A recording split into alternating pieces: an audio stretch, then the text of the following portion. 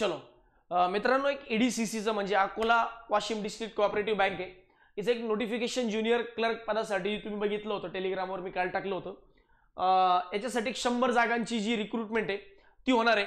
100 जागा भरताना 2 टप्प्यात भरतील. 50 लोकांना इमिडिएटली जॉईनिंग मिळेल आणि 50 लोकांना टाईप ऑफ वेटिंग सारखं जशी गरज लागेल तसं मिळेल.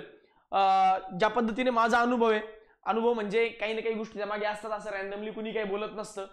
त्यातल्यात मी तर कधीच रॅन्डमली बोलत नाही. मागे एक व्हिडिओ टाकला होता की जोपर्यंत माझ्याकडे ऑथेंटिक नोटिफिकेशन किंवा ऑथेंटिक माहिती भेटत नाही तोपर्यंत मी रॅन्डम बोलणार नाही. तर तसं ऍक्च्युली बँकेमध्ये खूप जागा पेंडिंग आहेत, म्हणजे जागा भरपूर येणार आहेत. पण सध्या एवढ्या जागांनाच अप्रूव्ह झालंय की एवढ्या जागा सध्या तुम्ही भरू शकता. पुढे भविष्यामध्ये या जागा आणखी वाढतील.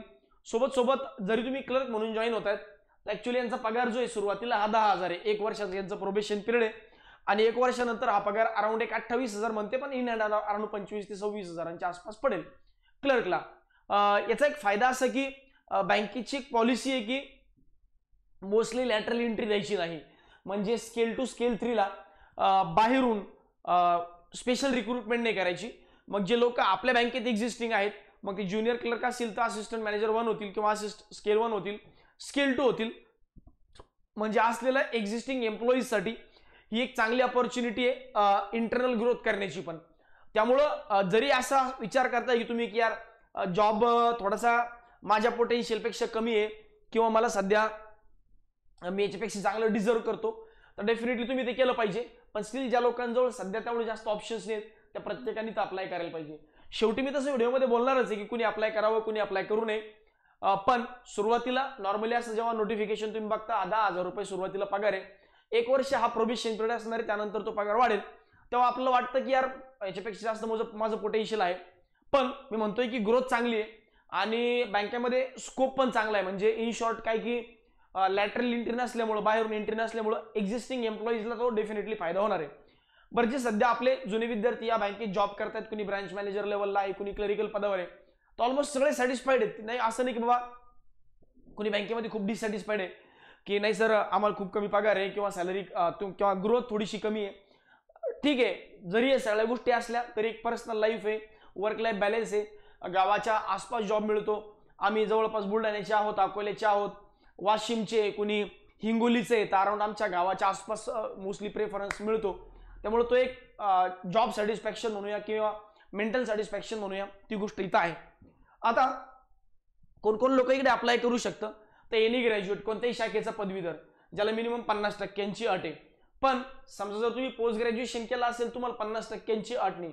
म्हणजे माझं ग्रॅज्युएशन झालंय, मला 50% मी एलिजिबल आहे, पण माझं ग्रॅज्युएशन झालंय, मला 50% नाही पण माझं पोस्ट ग्रॅज्युएशन झालंय, येस तुम्ही पण एलिजिबल आहेत.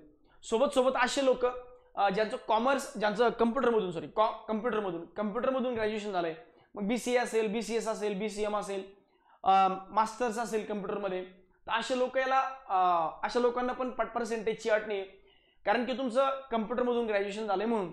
सोबत एज लिमिट काय, 21 ते 30 वर्ष. सर ओबीसी साठी, SC ST साठी काय वेगळी एज लिमिट आहे का? नाही, याच्यासाठी वेगळी एज लिमिट नाही आहे, कारण ही ॲज गुड ॲज सहकारी बँक आहे, कोऑपरेटिव्ह बँक आहे. त्याच्यामुळं इथं काही बंधनकारक नसतं की एज लिमिट तुम्ही एक्झम्पशन द्यावं नाही द्यावं, हा ज्या त्या बँकेचा अधिकार आहे. म्हणून फीस पण बघा सगळ्या कॅटेगरीसाठी 1,000 रुपयांनी ठेवली आहे. ओबीसी साठी वेगळी, SC ST साठी वेगळी नाही. तर हा एक काय म्हणताला फीसचा 1,000 रुपयाचा एक भुर्दंड तुम्हाला लवकरच लागणार आहे, याबद्दल शंका नाही. बरं, सोबत तुमचं ग्रॅज्युएशन झालंय, वयोमर्यादा अशी आहे, आणि सोबत तुमचं कम्प्युटर मधून काहीतरी सर्टिफिकेशन कोर्स झालाय, लाईक MSCIT असेल किंवा आणखी एखादा कम्प्युटर कोर्स सर्टिफिकेट असेल, किंवा तुम्ही ग्रॅज्युएशनमध्ये डिग्रीमध्ये कम्प्युटर ॲज अ सब्जेक्ट शिकलाय, तर तुम्हाला या ठिकाणी एक्झाम्शन मिळून जाईल. आता पुढचा मुद्दा येतो की सिलेक्शन प्रोसेस नेमकी काय सर, कशा पद्धतीने सिलेक्शन प्रोसेस होणार आहे. त्याला एक सिंगल एक्झाम आणि पर्सनल इंटरव्ह्यू आहे, सिंगल एक्झाम आणि इंटरव्ह्यू. त्यामुळे हा एक बेनिफिट तुम्हाला आहे की प्री द्या, प्री क्वालिफाय करा, मेन्स द्या, मेन्स क्वालिफाय करा, एवढं झंझट करायची गरज नाही. एक सिंगल एक्झाम आणि यांची डिफिकल्टी लेवल खूप इझी असते. इनफॅक्ट तुम्हाला 2 ॲडव्हान्टेजेस, एक त्यांची डिफिकल्टी लेवल इझी असते, सोबत टाइम भरपूर आहे क्वेश्चन पेपर सॉल्व्ह करायला. जसं रिजनिंग 60 क्वेश्चन 60 मार्क, इंग्लिश जे 15 question 15 mark, quant reasoning, quant GA आणि कम्प्युटर, क्वांट GA आणि computer 25 question 25 mark, 25 question 25 mark, या पद्धतीने. रिजनिंगचं मात्र चांगलं मोठं वेटेज 60 क्वेश्चन 60 मार्क, आणि इंग्लिशचं कंपॅरेटिव्ह थोडं कमी वेटेज 15 क्वेश्चन 15 मार्क. अशा पद्धतीने 150 क्वेश्चन 150 मार्क आणि 150 मिनिटांचा वेळ आहे. म्हणजे तुम्ही जर बघितलं तर प्रत्येक प्रश्नाला 1-1 मिनिटांचा वेळ आहे. त्यामुळं एक तर डिफिकल्टी लेवल कमी आणि एक्झामला टाइम भरपूर, त्यामुळं कट ऑफ हा कंपॅरेटिव्हली जास्त मोठा असेल. जागा पण त्या मानाने कमीच आहे, पण स्टील फक्त महाराष्ट्रासाठीची जागा आहेत, म्हणजे बाहेरचे लोक यासाठी अप्लाय करू शकत नाही.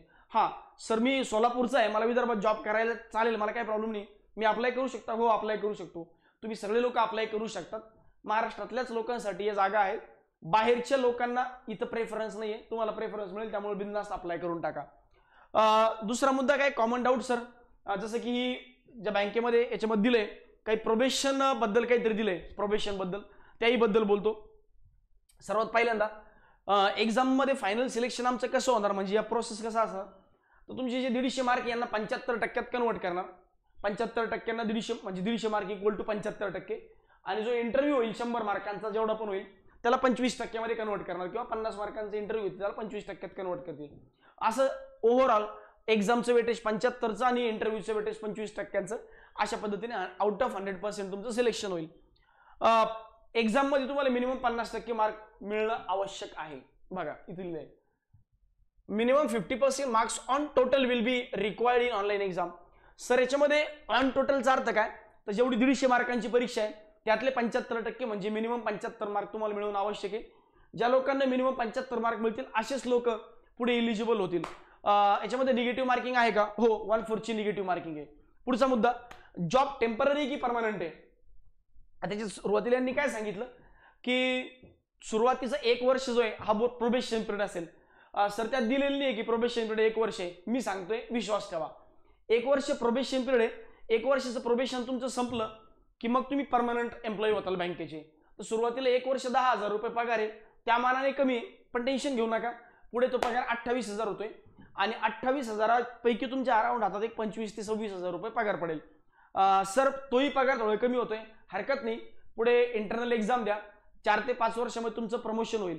सर तरी असं वाटतंय की कुठेतरी जास्त डिझर्व करतो, ठीक आहे ना, शेवटी बोलतो कुणी अप्लाय करावं. ठीक आहे, जर तुम्ही चांगलं डिझर्व करता तर चांगल्या पोस्टसाठी अप्लाय करा. ज्यांच्याकडं काही पर्याय सध्या नाही आहे, something is better than nothing, लाईफची सुरुवात करायची, भरपूर दिवसापासून अभ्यास करतोय, फायनल रिझल्ट येईना, गावाकडे जॉब पाहिजे, मी त्या भागातला आहे, विदर्भातला, मराठवाड्यातला, तिकडच्या टोक्यातला, जालना मंठा वगैरे इकडच्या भागातला आहे, परभणीचा आहे, जाऊ शकतो वाशिमला, काय मोठी गोष्ट नाही, हिंगोलीचा आहे, वाशिममध्ये जॉब करणं काय फार मोठी गोष्ट वाटत नाही, बिनधास्त अप्लाय करायला पाहिजे.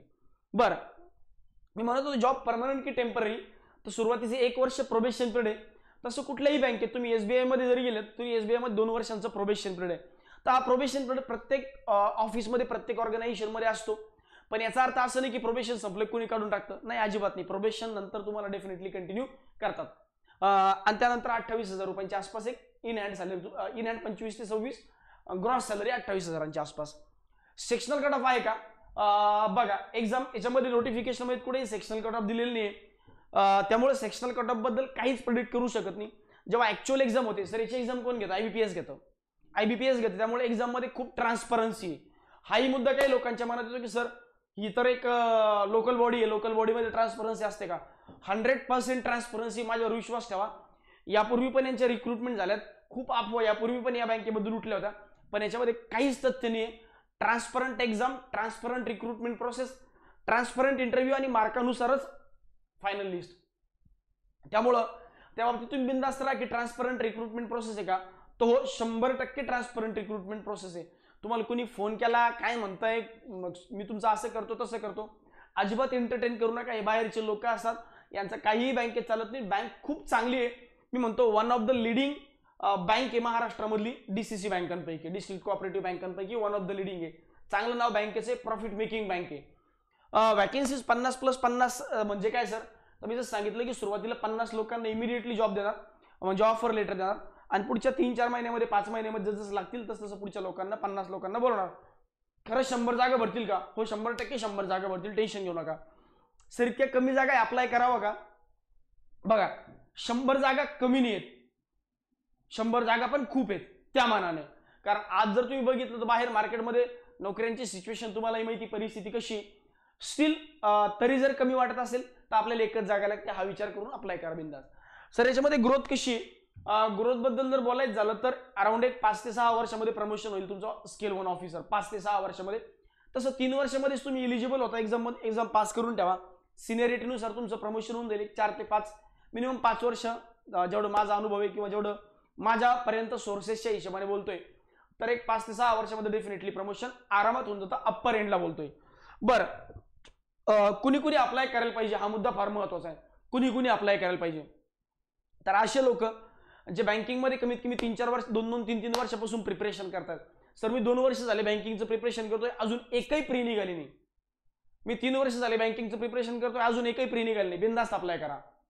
माझी प्री निघते पण मेन्स निघत नाही. आणि अशा परिस्थितीपासून 2 वर्ष 3 वर्षापासून मी जॉब करतोय, म्हणजे प्रिपरेशन करतोय. आता अराउंड वय 28-29 संपत आलंय. तयारी चांगली आहे, अभ्यास पण चांगला आहे, कॉन्फिडन्स पण चांगला आहे, होऊन जाईल. पण असं वाटतं की वय खूप झालंय आणि फॅमिलीचा सपोर्ट थोडा कमी कमी होत चाललाय. डेफिनेटली अप्लाय करा. एक अर्ली स्टेजला आहे, 21, 22, 23, 24, 25 वर्षाला आहे, नेमकं प्रिपरेशन चालू केलंय, वाटतंय होऊ शकतं, अजून एक्झाम निघाली नाही पण नेमकंच प्रिपरेशन चालू केलंय, करू नका अप्लाय. तुम्हाला वाटतंय की मी भरपूर दिवसांपासून प्रिपरेशन करतोय, फायनल सिलेक्शन कुठं होईना, जॉब पाहिजे, तिकडच्या भागातले लोक, विदर्भातले, अलीकडचा विदर्भ, पूर्व विदर्भ नाही अलीकडचा विदर्भ, या 2-4 जिल्ह्यांमधले लोक, अकोला असेल, वाशिम असेल, बुलढाणा असेल, यवतमाळ असेल, वर्धा असेल, जवळजवळची अमरावती असेल, connected to Akola Washim, sir असं वाटतं की एक सुरुवात कुठून तरी व्हावी, बँकिंग सेक्टरमध्ये एंट्री पाहिजे आणि घराजवळ जॉब असेल, 2 रुपये कमी भेटले चालतं पण जॉब सॅटिस्फॅक्शन मिळावं, डेफिनेटली अप्लाय केलं पाहिजे. तर या अशी काही पॅरामीटर्स आहेत या संदर्भात, अशा लोकांनी अप्लाय करा. ज्यांना वाटतं की नाही यार मला नाही करायचंय आणि मी याच्यापेक्षा चांगलं डिझर्व करतो, घरचा फॅमिली सपोर्ट पण आहे, अभ्यास करण्याची मानसिकता पण आहे, अभ्यास पण चांगला आहे, त्यामुळे नका करू, काही प्रॉब्लेम नाही. कधी अप्लाय करावं, 26 जानेवारीपासून म्हणजे कालपासून याची ॲप्लिकेशनची डेट स्टार्ट झाली. 9 फेब्रुवारीपर्यंत तुम्ही ऑनलाईन अप्लाय करू शकता. ADCC बँक चा जो ऑनलाईन ॲप्लिकेशनची लिंक आहे ही आपल्या व्हिडिओच्या डिस्क्रिप्शन बॉक्समध्ये टाकली, टेलिग्रामवर पण टाकून ठेवतो आपल्या. बाकी काही इन्फॉर्मेशनसाठी मला पर्सनल तुम्ही कॉल मेसेज करू शकता. एक्झाम कधी होईल मी सांगतो, मार्चमध्ये एक्झाम होईल मोस्टली. अजून डेटबद्दल माझ्याकडे तेवढं कन्फर्मेशन नाही, जसं कन्फर्मेशन आलं तुम्हाला अपडेट देतो की ADCC बँकची डेट एक्झाम जी आहे ही डेफिनेटली कधी होईल. ठीक आहे, भेटूया नेक्स्ट व्हिडिओमध्ये.